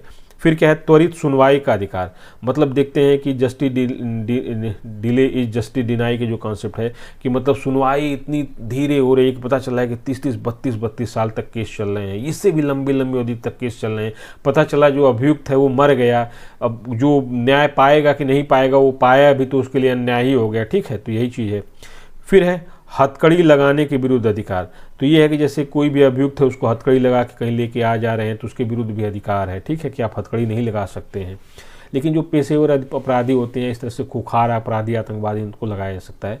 फिर क्या है, जीने का अधिकार। अब ये देखिए जीने का अधिकार क्या है, ये बहुत इंपॉर्टेंट है। तो इसमें क्या है, महाराष्ट्र राज्य बनाम श्रीपति दुबल 1987 वाद में बम्बई हाईकोर्ट ने कहा कि अनुच्छेद 21 के तहत जीने का अधिकार, राइट टू लीव में मरने का अधिकार भी शामिल है, राइट टू डाई भी शामिल है, तथा भारतीय दंड संहिता, ये दंड है, दंड संहिता की धारा 309 जो आत्महत्या को अपराध घोषित करती है असंवैधानिक है। तो ये देखिए बॉम्बे हाई कोर्ट का था, तो यहाँ पर लिखिएगा कि बॉम्बे हाई कोर्ट ने क्या सबसे पहले कहा था महाराष्ट्र राज्य बनाम श्रीपति दुबल वाद में कि व्यक्ति को जीने और मरने दोनों का अधिकार है और आत्महत्या किसी भी प्रकार का गैर कानूनी नहीं है। ये कौन कहा था, ये बम्बई हाई कोर्ट ने कहा था। लेकिन इसके बाद पी रतिनाम बनाम भारत संघवाद आता है 1994 में, जिसमें सुप्रीम कोर्ट ने कहा कि अनुच्छेद 21 के तहत जीने के अधिकार में मरने का अधिकार भी शामिल है। इसको सुप्रीम कोर्ट ने भी कहा कि जीने के अधिकार में मरने का अधिकार भी क्या है, शामिल है। लेकिन फिर इसमें एक और परिवर्तन आता है, ये क्या होता है, देखिए ज्ञान कौर बनाम पंजाब राज्यवाद में सुप्रीम कोर्ट ने पी रतिनाम के निर्णय को पलटते हुए कहा कि अनुच्छेद 21 के अंतर्गत जीवन के अधिकार में, मतलब जीने के अधिकार में मरने का अधिकार शामिल नहीं है। तो देखिए एक तो यहाँ पर देख लीजिए आप कि ये जो बम्बई हाईकोर्ट का फैसला था, इसने कहा कि जीने, मरने और आत्महत्या तीनों का अधिकार व्यक्ति के पास है, मतलब आत्महत्या गैर संवैधानिक कार्य नहीं है। और एक ये होता है ना कि कौन सी ऐसा अपराध है जो घटने के पहले तो अपराध होता है लेकिन जब घट जाता है तो उसके लिए दंड नहीं दे सकते। तो वही है कि ट्राई टू, मतलब होता है ना कि अपने मतलब attempt to suicide, attempt to suicide तो क्राइम है, बट जब सुसाइड हो गया तो अब किसको सजा देंगे? जो करना था वो करके चला गया, सजा किसको देंगे? तो यही चीज़ है। तो यहाँ पर तीनों याद रखिएगा। जीने का अधिकार के अंतर्गत देखिए बॉम्बे हाई कोर्ट था उसने जो निर्णय दिया था, फिर पी रत्तीनाम बनाम भारत संघवाद 1994 में सुप्रीम कोर्ट ने कहा कि अनुच्छेद 21 के तहत जीने के अधिकार में मरने का अधिकार भी शामिल है, परंतु ज्ञान कौर बनाम पंजाब राज्यवाद 1996 में यही सुप्रीम कोर्ट ने फिर कहा कि पी रत्तीराम में जो निर्णय दिया था उसको पलट दिया और कहा कि जीने के अंतर्गत, जो अनुच्छेद 21 के अंतर्गत जीवन के अधिकार में मरने का अधिकार शामिल नहीं है। तो इसको भी याद रखना है। फिर देखिए, फिर अगला क्या है? देर से फांसी के विरुद्ध अधिकार। मतलब किसी को देर से फांसी दी जा रही है या उसकी फांसी को टाला जा रहा है तो उसके विरुद्ध भी अधिकार है उसको, ठीक है, कि भाई जल्दी लटकाओ, निकले यहाँ से हम, ठीक है। तो ये चीज़, हालांकि कोई फांसी नहीं जल्दी चाहता है, सोचता है जितना देर उतना ही हो जाए, ठीक है। तो हम निर्भया केस के देखे थे, जब कोविड का समय था तो उसमें कितनी भाग दौड़ आपा धापी, रात में सुप्रीम कोर्ट बैठा और ये हुआ कि टल जाए। सोचिए, इतना कुकर्म करने के बाद, इतने घृणित कार्य करने के बाद व्यक्ति को जीने का कैसे मन करता होगा यार। उसको उसकी आत्मा, या जो कहते हैं, जो भी कह लीजिए, उसका ये सब जो भी होता है कि नैतिकता है या जो है, हालांकि नैतिकता तो सिर्फ एक ढकोसला ही बची हुई है, ठीक है। और बची क्या हुई पता नहीं, कभी थी कि नहीं थी। हमें समझाया जाता है कि पहले बहुत नैतिकता थी कि नहीं थी, क्या था। लेकिन एक चीज़ होता है कि व्यक्ति अपराध करने के बाद एक होता नहीं कि आत्मग्लानि होती है व्यक्ति को, ठीक है। उससे जिंदा रहने का क्या मतलब है? उन सबों ने ऐसे घृणित कार्य किया था कि उन सबों की आत्मा तो वैसे ही मर गई होगी, तो शरीर क्या भटकती रहेगी। चलिए, हिरासत में शोषण के विरुद्ध अधिकार, ठीक है। जैसे किसी को जेल में बंद किया गया, हिरासत में लिया गया, उसका शोषण किया गया, तो उसके विरुद्ध भी उसको अधिकार दिया गया है। फिर है बधुआ मजदूरी करने के विरुद्ध अधिकार है, ठीक है। फिर है निष्पक्ष सुनवाई का अधिकार है। निष्पक्ष सुनवाई का मतलब है किसी तरह की पार्शियलिटी न कोर्ट में की जाए, इसका भी अधिकार है। फिर सूचना का अधिकार, राइट टू इन्फॉर्मेशन, जो कानूनी अधिकार है तो इसके मौलिक अधिकार के तहत भी उसका वर्णन है। फिर शयन का अधिकार, मतलब सोने का अधिकार, राइट टू स्लीप, अच्छे से सोने का अधिकार है। और एकदम क्या है, मतलब शोर शराबा न हो, बिल्कुल शांतिपूर्ण सोने का अधिकार है। फिर क्या है? ध्वनि प्रदूषण से मुक्ति का अधिकार, तो ध्वनि प्रदूषण भी नहीं होनी चाहिए, जो हमने बताया था। फिर क्या है? सतत विकास का अधिकार, जो सस्टेनेबल डेवलपमेंट का मौलिक अधिकार ये भी है। जो SDG है ना, सस्टेनेबल डेवलपमेंट गोल, जो 17 गोल निर्धारित किए गए हैं, तो उसका भी एक तरह से समझ लिए कि यहाँ पे मौलिक अधिकार ही है। फिर क्या है? सभ्य अंत्येष्टि या दाह संस्कार का अधिकार, जो, ठीक है, क्रिमिनेशन है, फ्यूनरल जो होता है क्रिमिनेशन है, उसका भी सभ्य तरीके से, जैसे प्रत्येक धार्मिक जो धर्म है या संप्रदाय है वो अलग अलग तरीके से अंत्येष्टि या दाह संस्कार करता है, तो उसके अपनी धार्मिक मान्यताओं के अनुसार दाह संस्कार किया जाए। देखिए थे कोविड-19 पैंडेमिक में जो सेकेंड वेव आई थी, उसमें देखा था आपने कि उत्तर प्रदेश, बिहार या बाकी देश के हिस्सों में भी देखा था कि कोविड ऐसी फैली हुई थी कि सभ्य अंत्येष्टि नहीं होते, क्रिमिनेशन है वो बहुत सभ्य तरीके से नहीं होता, तो गंगा में या बाकी नदियों में लोग लाशें फेंक दे रहे थे या इस तरह से कर दे रहे थे। क्यों? क्योंकि उस समय लोगों के पास बहुत ज़्यादा क्राइसिस था। एक तो ये था कि जो फैसिलिटीज़ होनी चाहिए गवर्नमेंट के हिसाब से वो उतनी पर्याप्त सफिशिएंट नहीं थी, और दूसरा व्यक्ति भी सक्षम नहीं था उतना, ठीक है, बहुत ज़्यादा दिक्कत में थे लोग। फिर क्या है? अपनी पसंद के व्यक्ति से शादी करने का जो लव मैरिज का अधिकार है वो क्या है? मौलिक अधिकार है, ठीक है। लव मैरिज का घर वाले कभी अगर विरोध करें तो तुम सुना दीजिए कि मौलिक अधिकार फंडामेंटल राइट है, मैं अनुच्छेद 32 और अनुच्छेद 226 के तहत चला जाऊंगा, हाई कोर्ट, सुप्रीम कोर्ट और हाई कोर्ट, ठीक है। तो ये भी हो गया। फिर क्या है? फोन टेप करना एकांतता के अधिकार का अतिक्रमण है। राइट टू प्राइवेसी जो है, अगर कोई व्यक्ति आपके फ़ोन टैपिंग कर रहा है तो इसका मतलब है कि वो आपके राइट टू प्राइवेसी का क्या कर रहा है? वायोलेशन कर रहा है।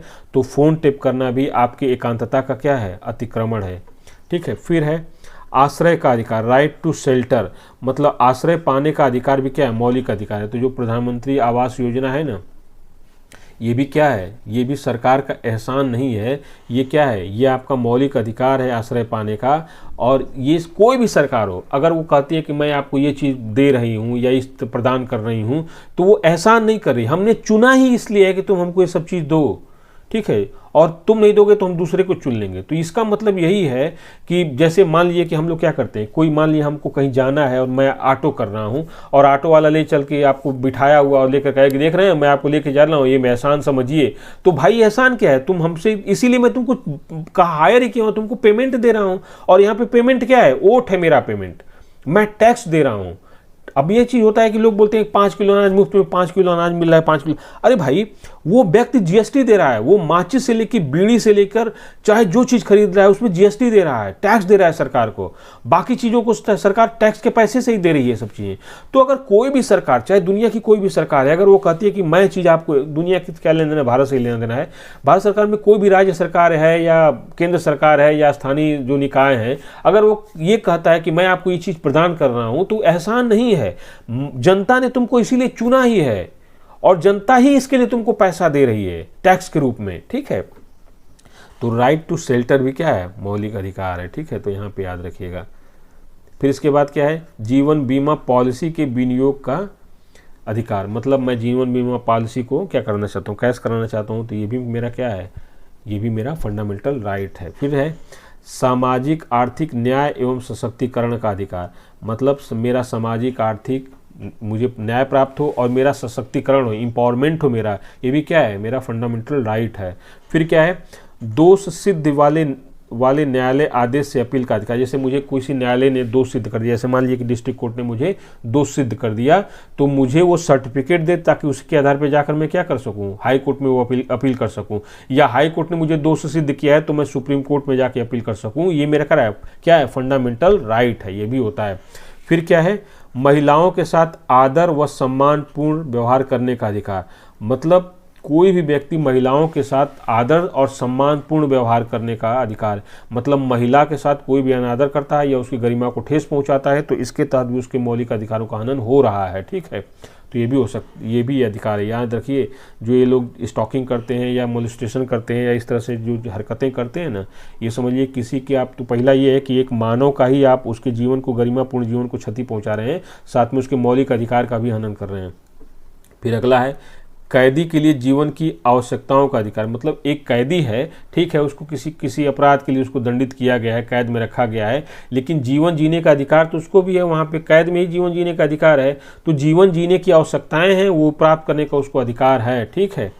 फिर है शिक्षा का अधिकार, ये भी एक फंडामेंटल राइट है। तो ये क्या है, मोहिनी जैन वाद की सुनवाई करते हुए सर्वोच्च न्यायालय ने शिक्षा के अधिकार को अनुच्छेद 21 के तहत एक मूल अधिकार घोषित किया।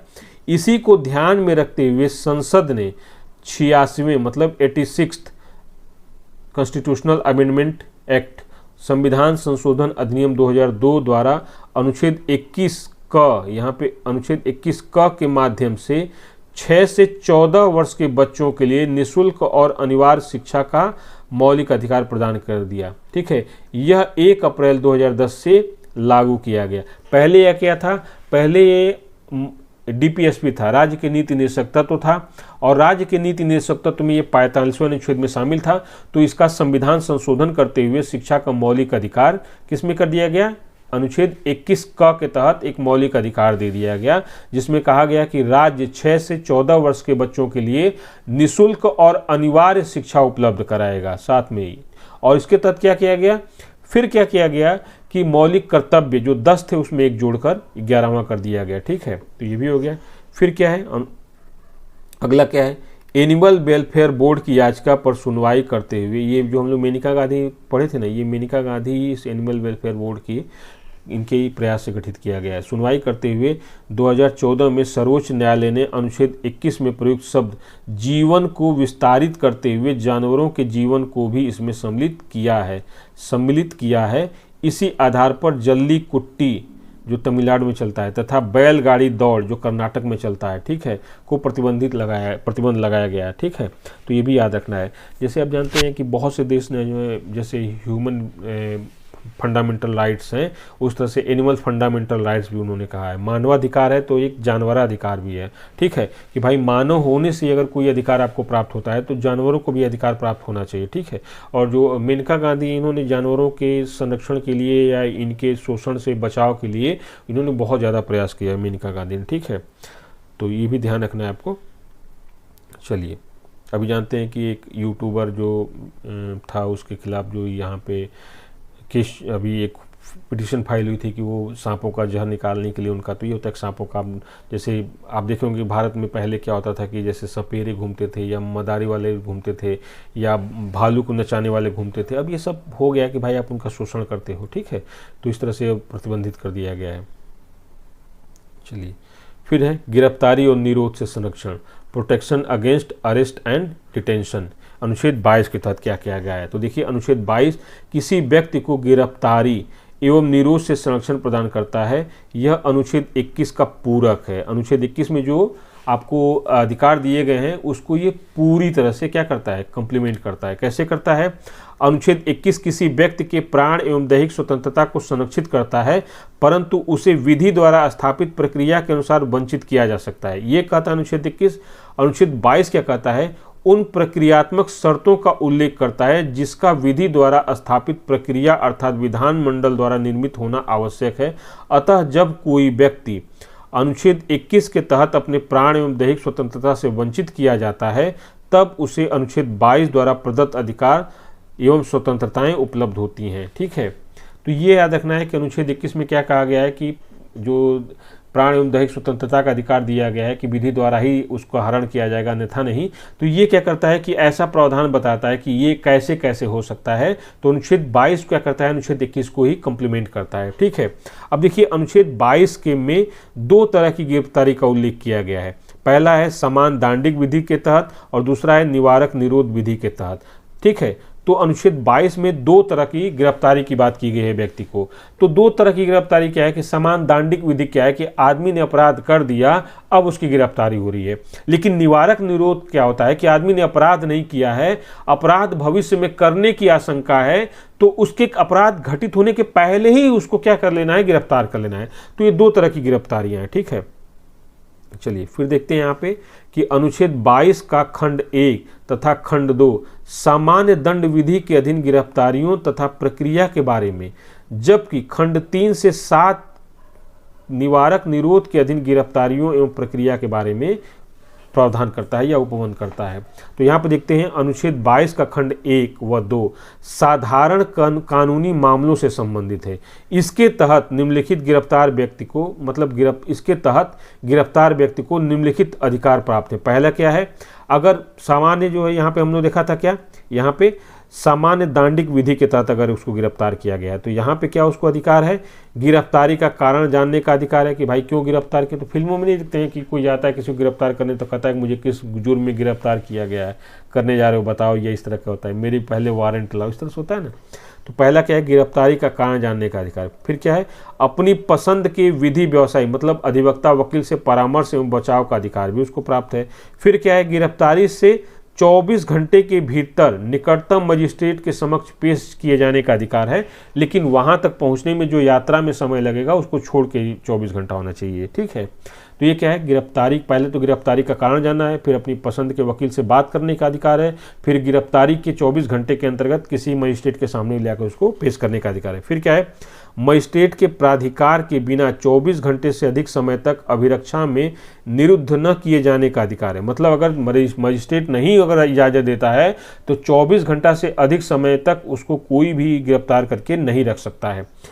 ठीक है, तो ये सामान्य नागरिकों के लिए, परंतु यह अधिकार विदेशी व्यक्ति या निवारक निरोध विधि के अधीन विरुद्ध व्यक्ति को प्राप्त नहीं है। तो जो दूसरे तरह की गिरफ्तारी यहाँ पे हम लोगों ने देखा था कि ये निवारक निरोध के तहत जिसको गिरफ्तार किया गया है, ठीक है, इसको ये अधिकार नहीं प्राप्त है और कोई विदेशी है तो उसको भी प्राप्त नहीं है, ये सिर्फ नागरिकों को प्राप्त है। ठीक है, फिर दूसरे खंड में देते हैं अनुच्छेद 22 का खंड 4 से 7 निवारक निरोध के बारे में।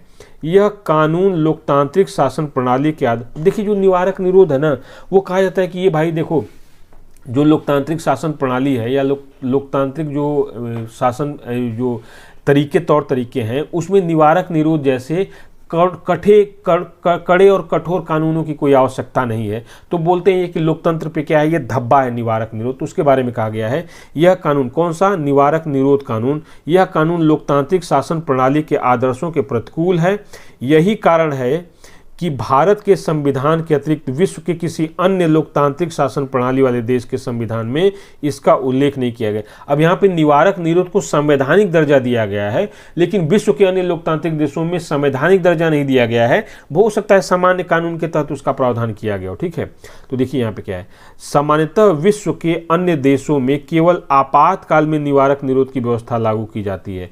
मतलब कोई अगर इमरजेंसी है, नेशनल इमरजेंसी है, तो उसमें लागू की जा सकती है। लेकिन भारत में क्या है कि आपातकाल और शांतिकाल दोनों में क्या करता है, संविधान निवारक निरोध की इजाजत देता है। ठीक है, तो ये परंतु भारतीय संविधान आपातकाल और शांति दोनों समय में निवारक निरोध की व्यवस्था करता है। तो ये चीज़ है, यूनिक है भारत में।